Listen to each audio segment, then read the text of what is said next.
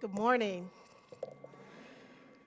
Welcome to Northwest, the Unitarian Universalist congregation. My name is Vanessa Washington, and I will be your worship associate for this morning's service.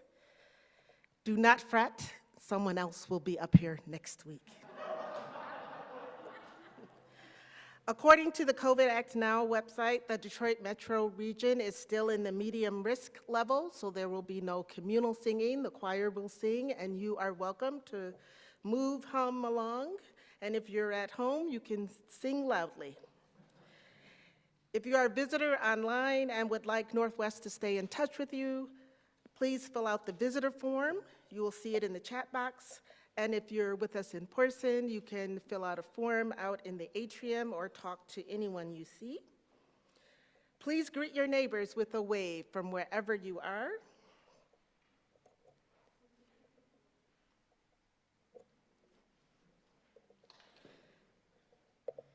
Before Alex starts the prelude, let us all take a deep breath and settle into a time of worship.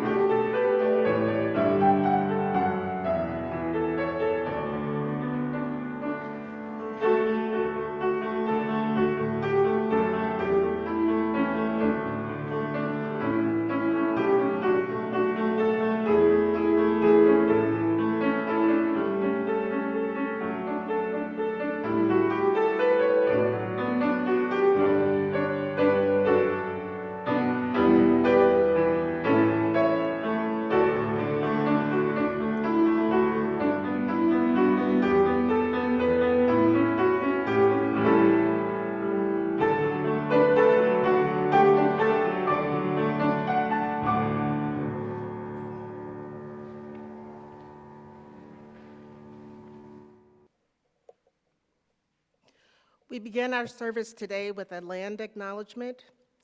This land, the hills, woods, and rivers, is the ancestral, traditional, and contemporary lands of the Anishinaabe Three Fires Confederacy, the Odawa, the Ojibwe, and the Potawatomi. The Northwest UU congregation acknowledges the injustice of the theft of this land and the continuing presence despite attempts at the annihilation of the indigenous people of this place. And we pledge ourselves to justice and repair, both with the land and its people.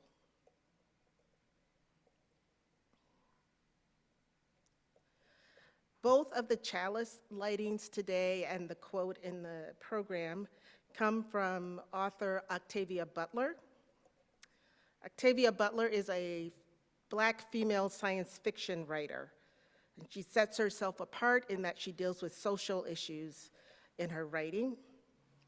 I do not like science fiction, but I love Octavia Butler, so you might want to check her out.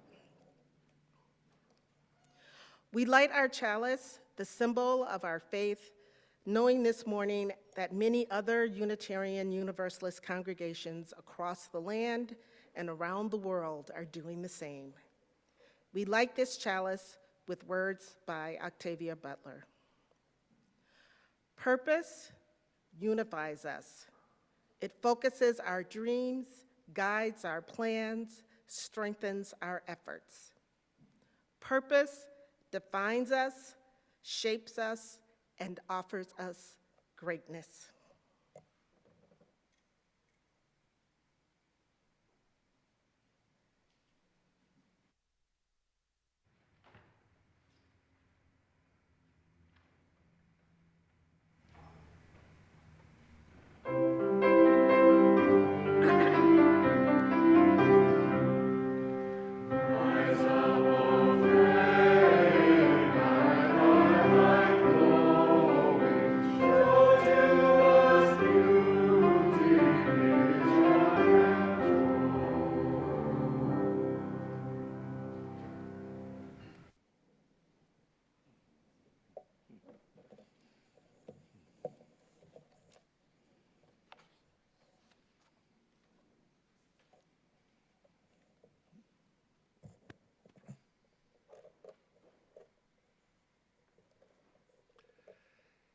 Every 2 years, on the Tuesday after the first Monday of November, Stanton Elementary School closes for a day. For repairs? Nope. For a holiday?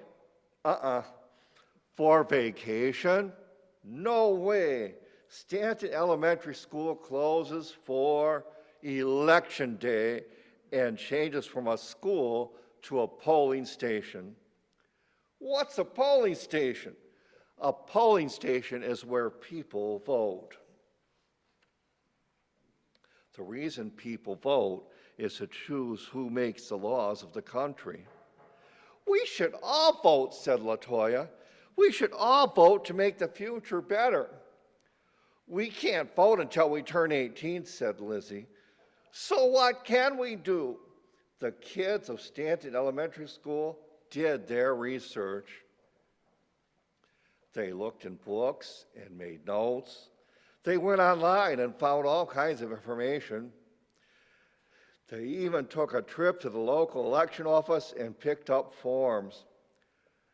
I can't wait till I can vote for real, said Amal. Me either, said everybody else. Kids have to live with adult choices. The kids of Stanton Elementary School were ready to spread the word. Katie and her mom made flyers and handed them out. Don't forget to vote, Katie told one busy dad. I didn't even know there was an election. Now you do. Can I go with you when you vote? Jasmine asked her big sister. It's a pain to vote, her sister said. I'm not even registered, said her friend. It's not hard to register. You can do it together, and I can show you how. Nadia and her auntie went door to door. Voting is a right, Nadia said, a right that women didn't have 100 years ago. One lady told them, I don't like standing in lines. I don't like lines either, said Nadia's auntie, but if we stand in line for coffee or for a movie or at a bank, I bet we can stand in line to vote. Said the lady, maybe I can. At Jaden's house, the whole family was making their voting plans. Jaden's dad was voting before work. Jaden's mom was voting after work. I've walked to that polling station every election since I could vote, Jaden's great-grand told him, but I can't walk so far anymore. A volunteer can drive you, said Jaden. Let's get you set up, said Jaden's mom. Maya and Noah and Jamal had a bake sale, and it says, "Be sweet and vote." "Don't forget to vote," Maya said as she handed out change. "I'll be away on election day," said one woman. "In our state, you can vote early." "Or you can vote by mail," said Jamal. "The voter guide tells you how." And then a teenager says, "Voting, what's the big deal? People fought wars so we could vote. That's a big deal." "Why should I vote?" said a little sad lady. "Nothing ever changes. Besides, one vote won't make a difference." "Are you kidding? Changes are made every day because people voted. Every vote counts." By the time it was the first Tuesday after the first Monday of November, every kid at Stanton Elementary School had spread the word to their families, to their neighbors. Voters came early in the morning before the sun was up. They waited in line with coffee. They rolled in on wheelchairs. They voted for the first time and for the 50th time. They ran in at the last minute. They came with their sons and daughters, their nieces and nephews, their brothers and sisters, their cousins and friends. On the first Wednesday after the first Monday of November, all the votes had been counted. The results were so close, the votes had to be counted again. Some people won, and some people lost. The laws of the country began to change. Stanton Elementary School went back to being a school. And the little girl has in her notebook, "For a new tomorrow, Latoya for Senate." She's dreaming of running for office. And the future began to change.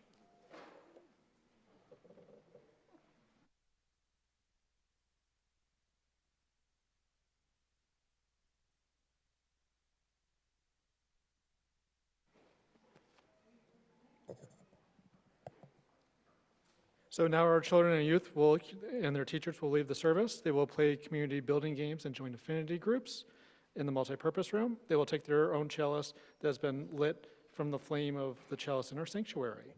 And Annika, can you bring the chalice, please?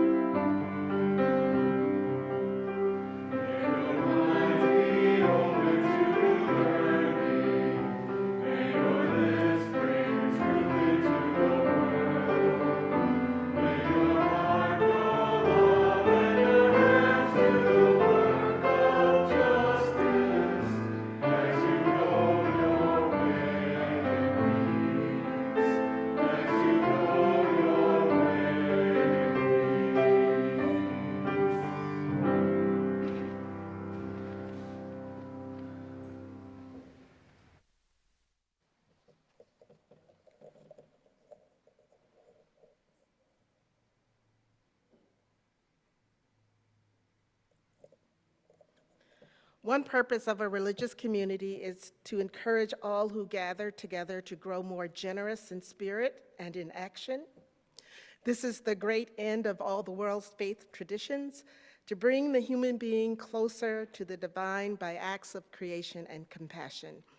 We now take an offering that allows us to exercise that all-important generosity of spirit, an offering that will mutually support this self-supporting congregation and the shared plate recipient.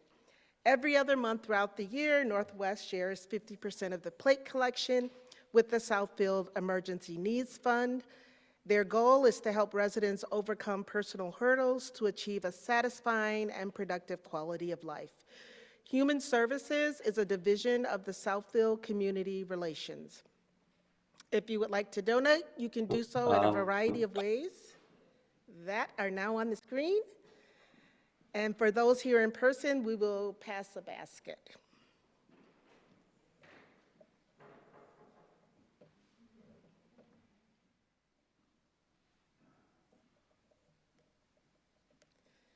And now the choir will sing hymn 183, The Wind of Change Forever Blown.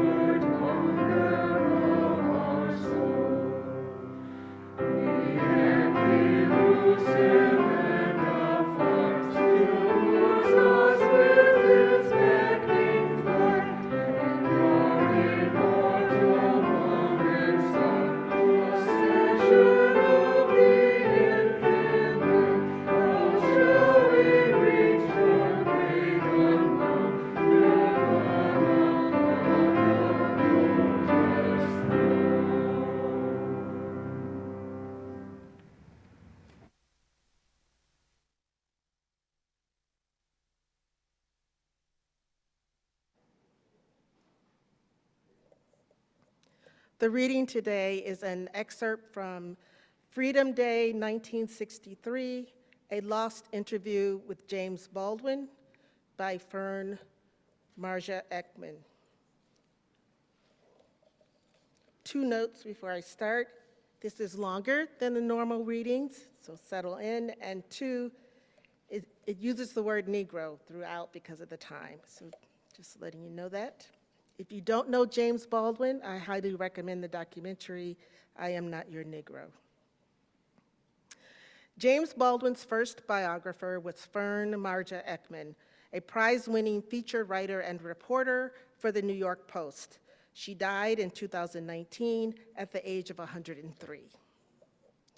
This interview took place on the afternoon of October 9th, 1963, just 2 days after Baldwin returned to New York from Selma, Alabama, where he had taken part in Freedom Day, a Black voter registration drive organized by the Dallas County Voters League and the Student Nonviolent Coordinating Committee, known as SNCC. James Baldwin.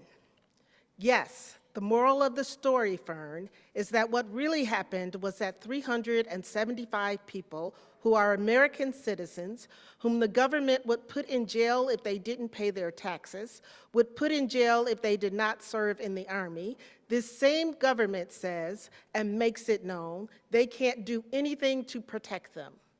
There were 375 people in that street yesterday who could have been shot down under the eyes of the FBI, and the government could have done nothing about it.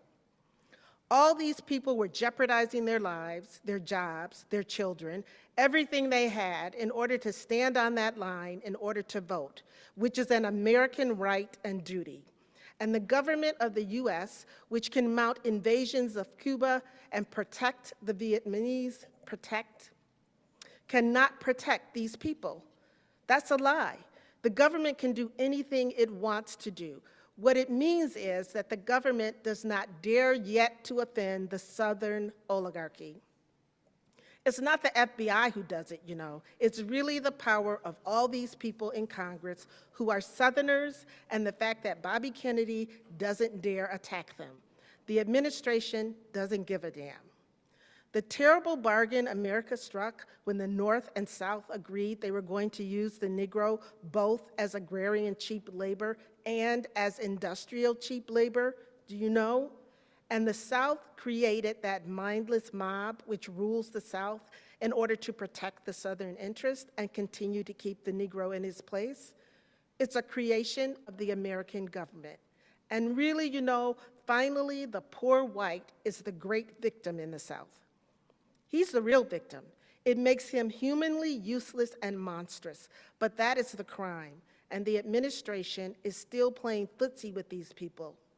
The judges Kennedy has appointed in the South are designed to protect the oligarchy.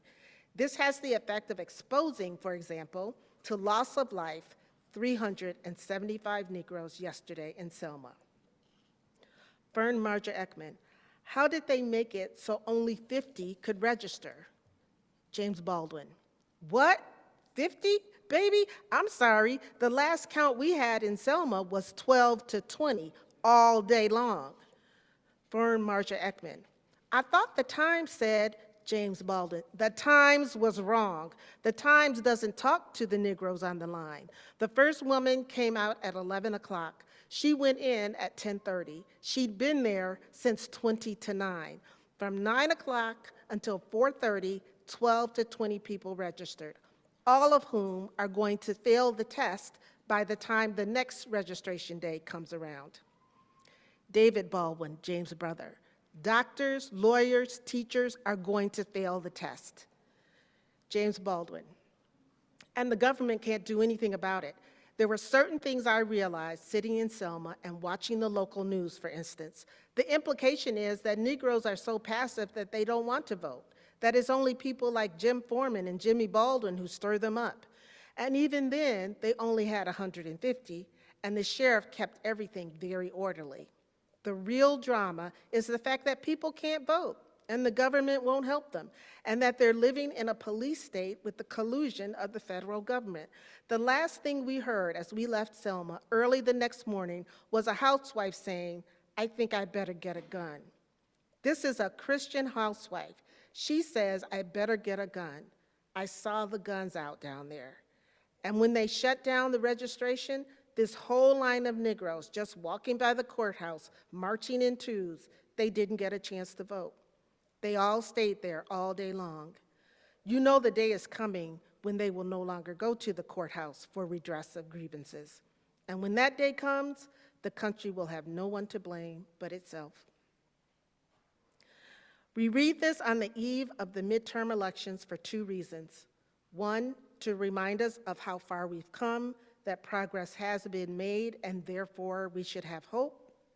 And two, since many of today's issues are much the same as then, just repackaged, it is also a reminder of how much further we have to go. Now the choir will sing hymn number 128, For All That Is Our Life.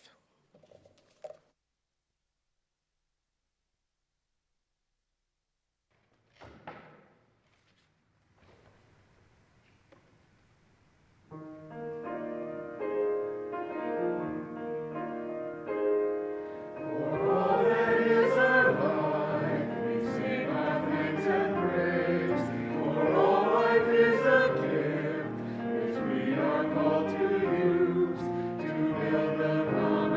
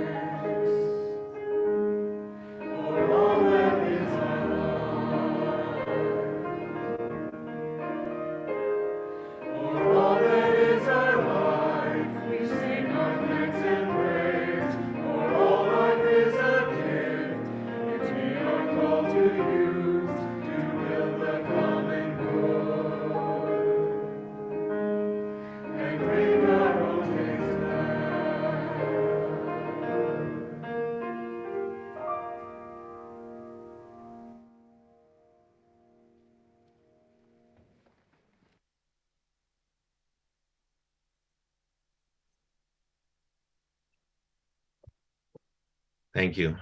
I'm so delighted and honored and blessed to be here worshiping with you today. And I miss being there in person. I really do. I miss you all. It's wonderful to be here, at least with you in spirit. Good morning. I'd like to ask a few questions to begin. First of all, have any of you ever experienced something that might be compared to, say, the spinning of a whirling dervish or the bowing and the davening of the Orthodox Jew in prayer? An experience that is so deep that you achieve some sort of hyperconscious state of mind, unencumbered by distractions.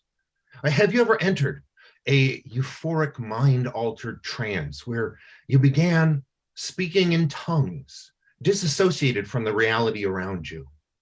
Have you ever witnessed something like a faith healer laying on hands on a fatally ill individual that forever transformed your relationship to your own gift of life?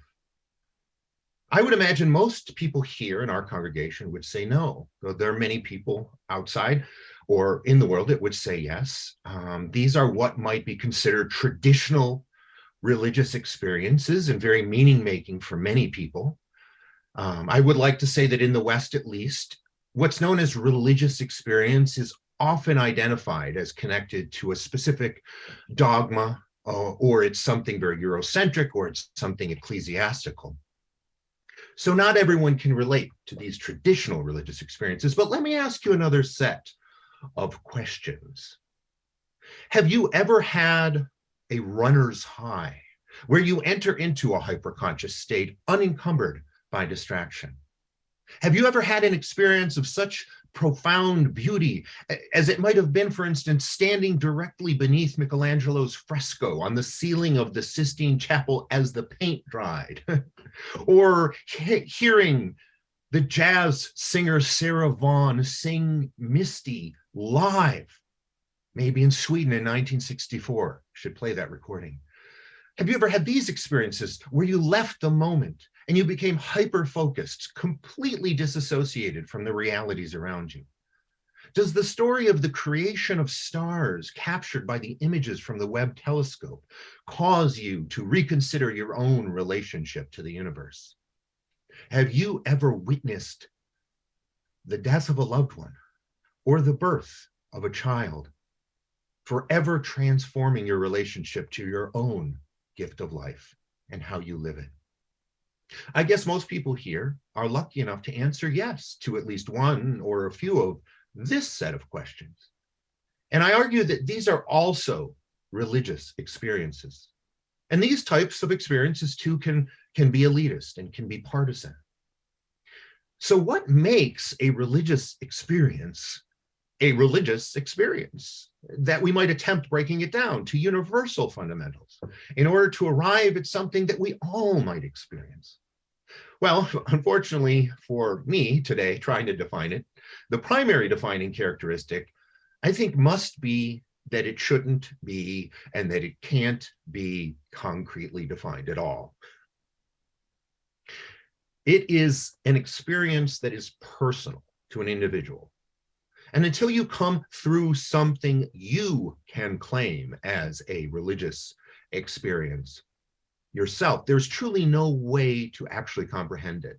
Even if the experience of multiple people is identical in outward condition, each interpretation of that experience will be unique to its professor. Now, I use the term religious experience out of convenience and to facilitate some sort of common understanding. We all get an idea in our head when we say that word. But when I'm talking about those words, what I'm talking about does not require the label religious, as I said. It defies classification. And I contend that everyone, including those who don't identify as religious or have no belief in the supernatural, can have the equivalent of a religious experience. So what qualities are shared by different scenarios like what I described, including the reported outcomes, that might justify this contention that all can have a religious experience? The first quality is the idea The first is the idea of detaching from the realities of the moment, allowing hyperfocus. They all had that in common. But detaching is the wrong word, because what I'm actually referring to is being more connected to a singular reality. It's a hyper awareness of whatever one is experiencing in that moment, that other realities just fade away around you. It's the act essentially of being not just mindful, but intensely, purposefully mindful, thoughtful, or what some might call spiritual. The philosopher Robert C. Solomon wrote, "If spirituality means anything, it means thoughtfulness. Thoughts about the meaning of life and the profound feelings that such thoughts engender." If you remember, or if you were there, I shared some words at my ordination this year about my own practice of mindfulness and my butterfly experiment, and how I intentionally set the image of the butterfly as my object of mindfulness. And before long, I realized I was encountering butterflies everywhere. And after that experiment, I began witnessing more meaningful things that were always there, but more often than not had gone completely unnoticed by me. So ingredient number one in this religious experience, I would say, is being mindful. Now, there's another ingredient from many of the theological recipes for religious experience that truly enhances the flavors, adds that elusive but essential metaphysical umami. The experience must also include awe about what you're mindful of. It must include wonder at what you notice. The Romanian historian of religion, Mircea Eliade, he argued that experiences of awe were an ancient attribute of human beings, the beginning of the experience of this sacredness, which was universal and which predated any particular form of religious belief known today. So what is often referred to as religious experience actually came before religion itself, according to Eliade. Another reason why I think everyone can experience it. And the positive psychology coach Jane Farnham writes that awe is a pro-social emotion by encouraging us to be less preoccupied with ourselves, to get out of our own heads or our own egos. She says, awe motivates us to do things that enhance the greater good. What's more, she writes, that you don't need to go to extraordinary lengths or travel great distances to experience the awe available to you, which leads to another essential quality of religious experience. And that is not just an experience of awe, but the awareness of awe that is already there. Farnham continues, experimentation and awareness can afford you with virtually limitless opportunities to reap the benefits of awe in your life. So ingredients 2 and 3, awe and the awareness of awe. So any experience, whether positive or negative, can become full of wonder, wonderful. Even the most awful experience, if recognized as full of awe, can become awful, can change us in a positive way, because awe utilizes the human imagination and the capacity for creativity and wonder. An experience can incorporate good things and bad things. It can be positive or negative. It can incorporate fear or ecstasy or anger or love or any number of emotions. But if we are aware of awe, of wonder, it will always alter the human spirit from apathy to concern, or to faith, as some may say. And it can lead to transformative meaning making. It is the foundation of process theology, this experience of change.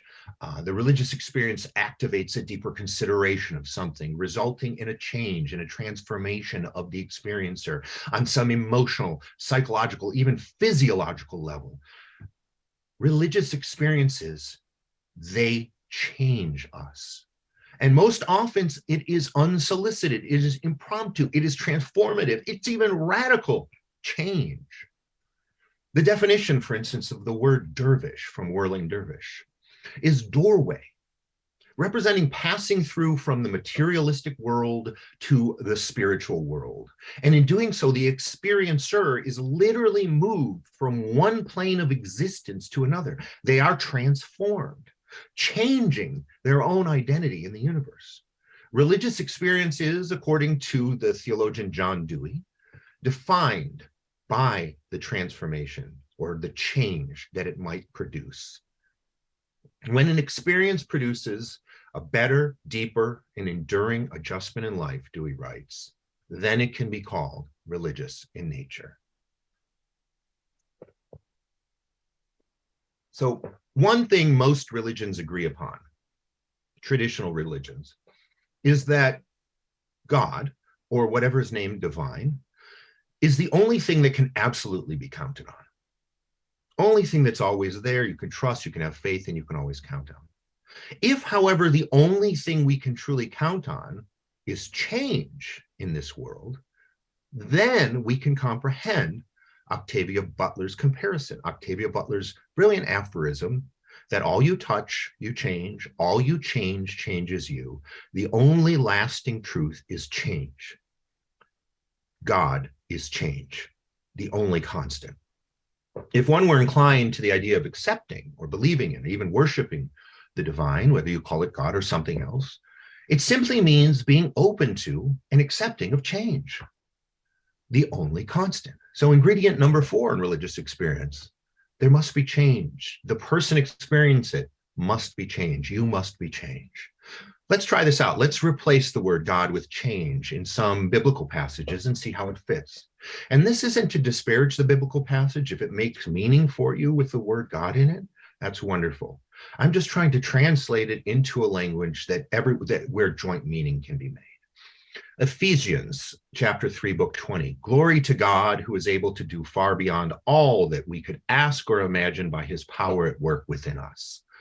Glory to change, which enables us to do far beyond all that we could ask or imagine by the power of change at work in us. Ephesians chapter 6, verse 10, finally be strengthened by the Lord and his powerful strength. Finally be strengthened by change and its powerful strength. Romans chapter 15, verse 13, may the God of hope fill you with all joy and peace in faith, so that you overflow with hope by the power of the Holy Spirit. May hopeful changes fill you with all joy and peace in faith, so that you overflow with hope by the power of change. Psalm 34, chapter verse 8. Taste and see how good the Lord is. The one who takes refuge in him is truly happy. Taste and see how good change is. The one who takes refuge in change is truly happy. A couple more. Isaiah chapter 41, verse 10. Don't fear because I am with you. Don't be afraid, for I am your God. I will strengthen you. I will surely help you. I will hold you with my righteous strong hand. Don't fear because change is with you. Don't be afraid, for change will strengthen you, will surely help you, and will righteously sustain you. And Joshua chapter 1, verse 9, I had to put a Joshua 1 in there. Have I not commanded you? Be strong and courageous. Do not be frightened. Do not be dismayed, for the Lord your God is with you wherever you go. Has change not commanded you? Be strong and courageous. Do not be frightened. Do not be dismayed, for change is with you wherever you go. So an evangelist, a Christian evangelist, for instance, a religious evangelist of any denomination might say, well, God is the only truth and the light and the way, because not only is God omnipresent, God is always there, knows all, but only when we embrace God can we be saved. Can we be saved? That translates to me, replacing God with change. And it truly makes sense in this interpretation for me, because not only is change actually the only constant we can count on in life, but it is a most challenging aspect of life, but one that only when we embrace it, no matter how difficult, can we save ourselves. So religious experience, back to that, is not an attribution of the wonder of the universe to something outside of us, to a God, to creator, to caretaker, or other deity. I don't believe. that is how you make meaning, I respect that. Religious experience for me is humanity's attention to the wonders of the universe and the willingness to change and be transformed. Rather than a higher power showing us something, rather it's us becoming aware of what is already there to witness that we might be overlooking. So for a non-believer, for a secularist like me, who rejects dogmatic religion, who does not believe in creationism, and does not use the word God with relation to my own theology. And once again, that's not a dig at anyone who does make meaning that way. That's just my language of meaning making. And it's just as legitimate.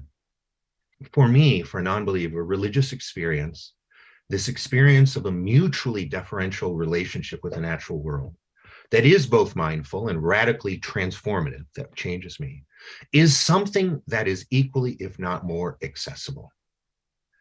And that may sound familiar to some of you who have studied Unitarian Universalism, because it's actually one of our Unitarian Universalist sources. That source is direct experience of that transcending mystery and wonder, affirmed in all cultures, which moves us to a renewal of the spirit and an openness to the forces which create and uphold life. And this can be achieved through wondrous experiences or through the mundane. It can be achieved through culture, through art, through anything that elicits emotions that are personal and relatable to the individual. It can be achieved through even the mundane aspects of everyday life, the simplest things, the connections between people, just every moment, by being aware of awe in that moment, by embracing change and exploring where ultimate meaning can be found, exploring where values lie in the loci of connection to the natural universe, both within and outside of ourselves. And I truly believe any and all of us can have religious experiences at any moment. And in fact, I believe that any and all of us can have these experiences in every moment. And what's more, striving to make every moment one of direct experience of that transcending mystery and wonder which renews our collective spirit. Striving to make every moment that, I think, is the only way to bring about the necessary positive and enduring changes in the human attitude toward each other and toward the world. Our next hymn is number 56, Bells in the High Tower.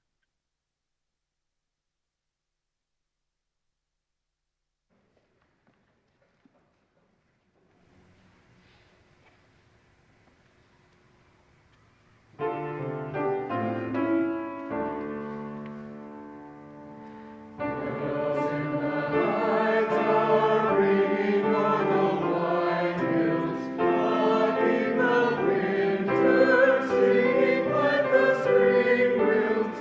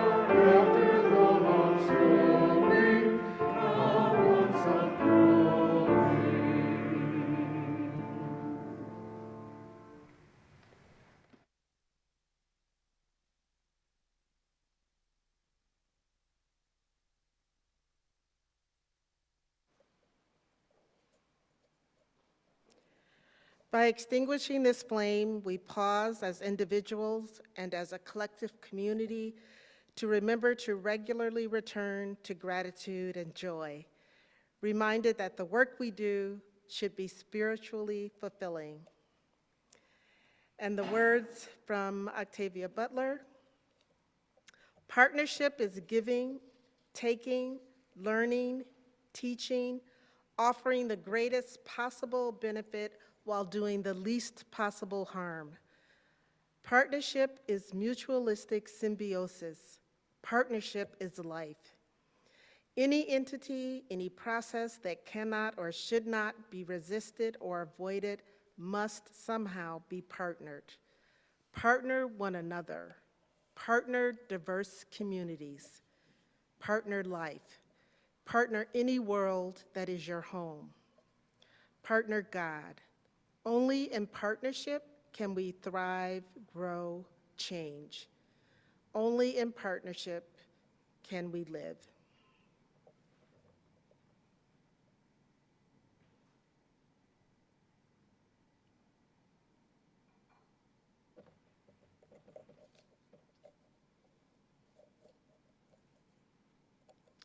This morning, we also have a special plate collection for the South Oakland Shelter. We will now hear from Paul Plant from the Birmingham Unitarian Church for more about SOS.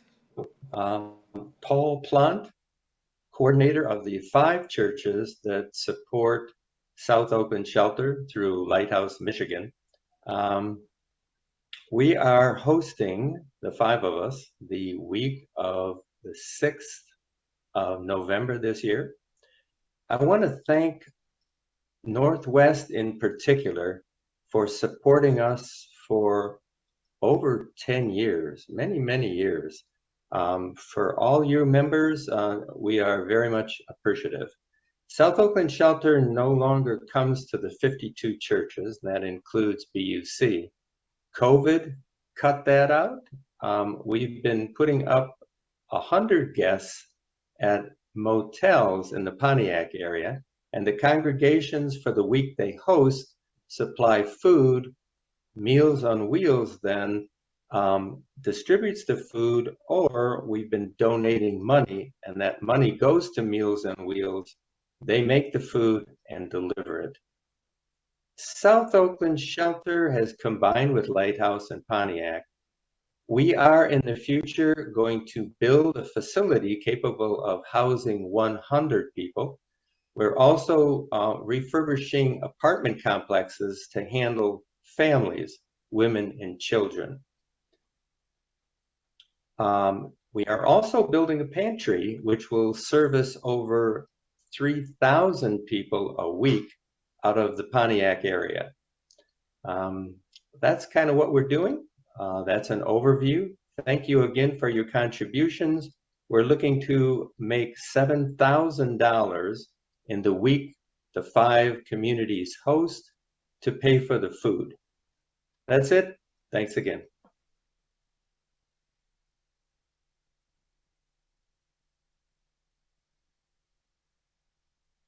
2 brief announcements to share. I'll start with this one I just received.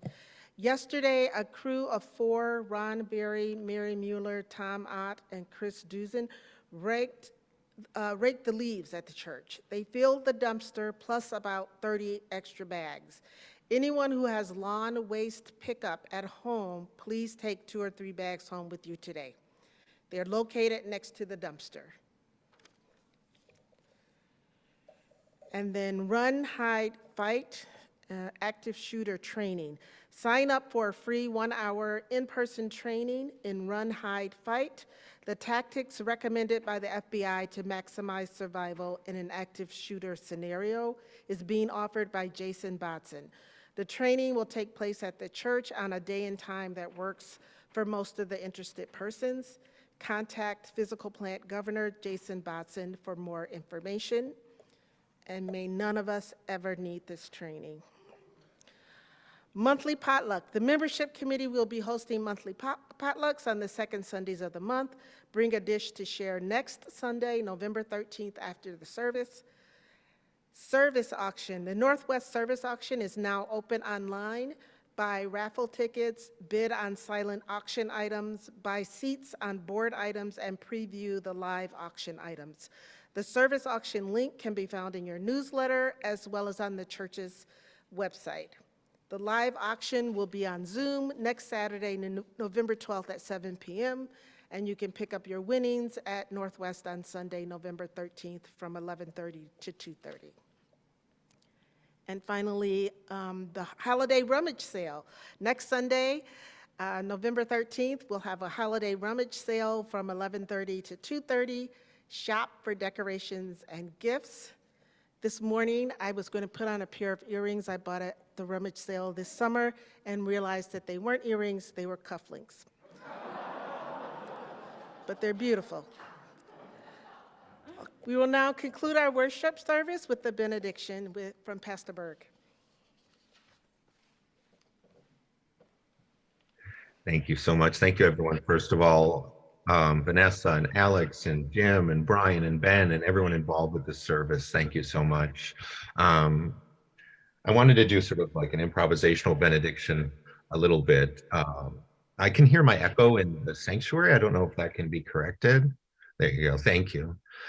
Since I am, as many are, a little bit fearful that after the election on Tuesday, we may or may not have to reorient ourselves to really, truly fighting a fascism in our own government. And I know that's scary, but that's what I'm fearful of. So I'd like to attempt what I was talking about, which is the effectuation of a religious experience in the moment, of a transformative experience of awe in this moment.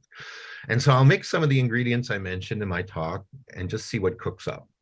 So one is mindfulness of the mundane. And I was just sitting here looking at this paper clip. I don't know if you can see it. I'll turn off the back of my screen, my blur, so that you can actually see it better. There you go. And that's pretty ordinary. That's a pretty mundane thing. So let's focus on this for a moment. I'm just going to be very, very mindful of this paper, very aware of something that I usually just toss aside, that I usually wouldn't even pick up if I saw it. That it really just doesn't, play a part in my everyday life. Just ignore it. So I'm going to be very, very intentionally mindful of it. And then ingredients 2 and 3, adding some awe with regards to the paperclip, or rather the awareness of awe that's already exists. So I did some research actually just now, and there are 11 billion paperclips used each year. That's pretty awesome. 11 billion. I don't think about that every time I throw one away. Paperclips are made of steel, and the raw iron for steel making is actually mined mostly in China, Brazil, Australia, Russia, and the Ukraine. Doing a little Googling. Most paperclips are actually manufactured in the US. So to me, that's just awesome to think how many cultures, how many nations are connected in the process of providing these billions and billions of paperclips that everyone uses. It's pretty awesome. And paperclips hold everything from elementary school homework to documents that outline tactics and solutions and how the world might prevent environmental disaster. They touch all of these different pieces of information, and the amount of information we have access to across the world, it makes me think of that, and it's awesome. This paperclip not only used to hold paper, but some people who are denied and stolen opportunities and resources might hack this paperclip into something to hold up the very clothes on their body. And we are all connected different ways through this paperclip.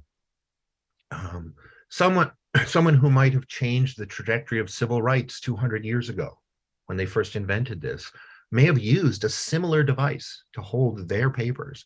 And it's awesome to think that if they made such momentous change against great odds, we can do that today.